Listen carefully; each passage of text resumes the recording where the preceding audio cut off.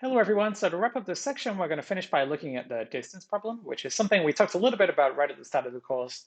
But since it motivates what we're going to do next, it never hurts to revisit it. So the problem is going to be, if we know the velocity of an object, how do we find the distance traveled? If the velocity is constant, then we know we just do, velocity times time. That's going to give us the distance. But what about if the velocity is not necessarily constant? So here is the idea we're going to follow. So if we have a big long time period and the velocity is changing, then it could change quite a lot. So velocity times time or speed times time is not going to be a very good estimate. But if we split up our time intervals into smaller and smaller subintervals, then the velocity is going to vary much less on each subinterval.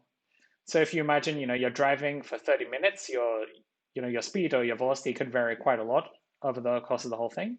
But if you were to split that 30 minutes up into 1 minute time, into 1 minute subintervals, or even into maybe 10-second subintervals, on each one of those, your velocity is going to vary much less than it did over the whole thing. So we split a large time interval into lots and lots of smaller time intervals, on each of which the velocity is varying less, or maybe it's almost constant even. And then on each subinterval, because the velocity is not changing too much or it's changing much less, instead of, we don't know how to find the true distance, but we can at least approximate the distance by velocity times time. So we can pick the velocity at one point in that interval. Since the velocity is not varying too much, it doesn't matter which velocity we pick. And then we just do velocity times time. And then that's going to give us on each subinterval, doing velocity times time on each subinterval is going to give us the distance traveled on that time subinterval. Then we are just going to add those together. And that's going to give us an estimate for the total distance traveled. And okay, as we've seen before, if we split into smaller and smaller time intervals, the velocity is going to be varying less and less. So using velocity times time is going to become more and more reasonable. So we're going to get better and better estimates of the distance traveled. So let's look at a simple example. Here is a car, a fictional car. Here are some velocities. We know that it's traveling in 30 seconds. So at time 0, it's traveling 25 feet per second. At time 5 seconds, it's traveling 31. At time 10, it's traveling 35, and so on and so on. So clearly the velocity is varying, and we know the velocity at a bunch of times. So our problem is to estimate the distance traveled.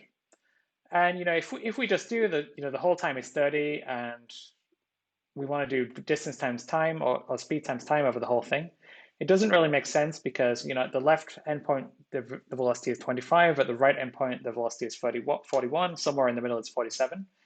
If we were to just do velocity times time for the whole thing, it wouldn't really make much sense, and we probably wouldn't get a very good estimate.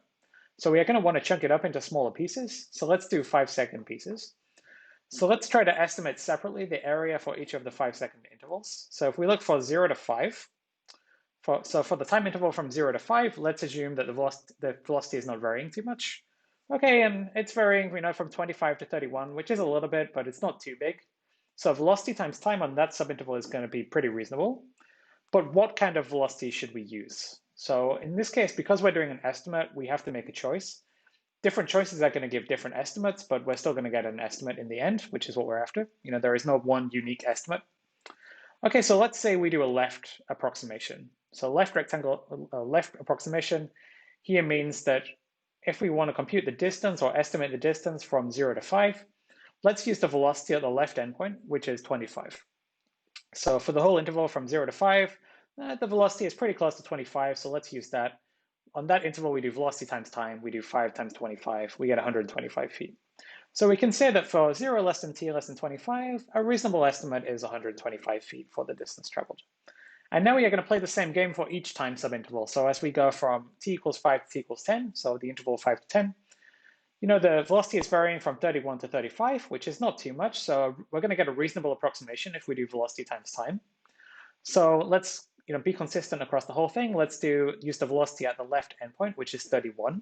We could have just as well used some other ones between 31 and 35, but let's be consistent, use 31. The time is 5. The velocity is roughly 31. We do 5 times 31, we get 155. Okay, and we keep doing this until we get to the last interval, which is from 25 to 30. There, the time is 5, as before, right? The time length is always the same. And then we use the velocity at the left endpoint, which is 45. So we are going to do 5 times 45, which is going to be 225 feet. So in the end, we chopped up into a bunch of time intervals. On each time interval, we used the velocity at the left endpoint, and on each of those, we did velocity times time. So this gives us a reasonable estimate for the distance traveled in each subinterval. And now we are just going to add them together. Sorry. We add them together. This gives an estimate for the total distance traveled, right? So it's going to be 5 times 25, which was the first one, 5 times 31. Then when we go to 10, from 10 to 15, we are going to do 5 times 35. Then we go from 15 to 20, we are going to do 5 times 43. Then the next one, 20 to 25, we are going to do 5 times 47. And then finally, we are going to do 5 times 45 for the last one. And notice here that we did not use all the possible velocities. We started using the velocity 25 and we went up to the velocity 45. So we used the leftmost 25 up to 45. We did not use the rightmost 41. So because we were using on each subinterval the velocity at the left endpoint, we never got around to using 41. So that wasn't really required. But if we'd done it, suppose we'd done it the other way around, and on each subinterval, we'd use the velocity at the right endpoint. So for instance, 0 to 5, instead of using 25, we'd use 31. In that case, we would use the velocities 31, 35, 43, 47, 45, and 41. So if you use either left approximation or right rectangle or right approximation, you don't use all the velocities, you use either all but the rightmost or all but the leftmost. So please be careful, this is a common mistake. A really common mistake would be just to do 5 times 25 up to 5 times 41. This is going to overcount the distance traveled. So please be really careful on which velocities you're using. Okay, so as we said, we would have got another estimate if we used the velocity at the other end. And okay, let me emphasize that these are the same kind of calculations as we did for area. So what did we do? We had a time interval, or just we had an interval. We chopped it up into a number of pieces of equal length. Here they all had length 5. And then on each of those little subintervals, we used the value of some function at either the left endpoint or the right endpoint. So in this case, the function was velocity. And then we multiplied the length of the subinterval by the value of the function. In this example, that gave us distance, but in the area example, that gave us the area of a rectangle. And then we added up all those pieces. In this case, adding them gives the total distance, so it gives an estimate of the total distance. In the area problem, that gives us an estimate of the total area. And then at the end, if you wanted to find the true distance or the true area, you would have to take a limit of something. So these are all exactly the same calculations we're doing. We have a bunch of rectangles, we do base times height, we add up the areas, and then in the end, we take a limit. So if only there was some nice way that would capture all these, and there are more problems where this happens. If only there was something nice that kind of captures this so we don't have to repeat everything. Okay, good news is there is, it's called integration. So next time we'll get on to defining the integral, which is going to bring all of this together. Okay, thanks everyone, see you next time.